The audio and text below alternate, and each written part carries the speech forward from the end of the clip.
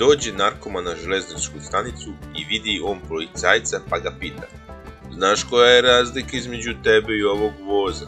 "Koja?" pita policajac. "Ovaj voz ima 2 razreda, a ti imaš samo 1.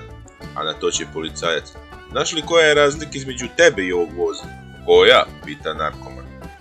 "Ovaj voz ide iz stanice, a ti ćeš u stanicu." Zaustavi policajac narkomana.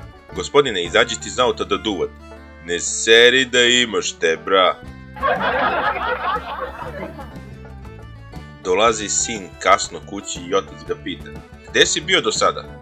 "U policiji." "Što, jel su tu hapsili?" "Da, jer sam vozio presporo." "Misliš prebrzo?" "Ma jok, da sam vozio brzo, ne bi mu hvatili." Vozi čovek motor i zaustavi ga policajac. "Čoveče, pa vi niste normalni, ima vas 3 na motoru." "Jebote, a gde nam je Dragan?" Policajac zaustavlja pijanca i pita ga: "Gde ste krenuli ovo doba noći?" "Na predavanje," odgovara pijanac. "Daj bre čoveče, pa ko drži predavanje ovako kasno noću?" "Moja žena." Ako su vam se svidjeli naši vicevi, lajkujte ovaj video i zapratite kanal za još viceva.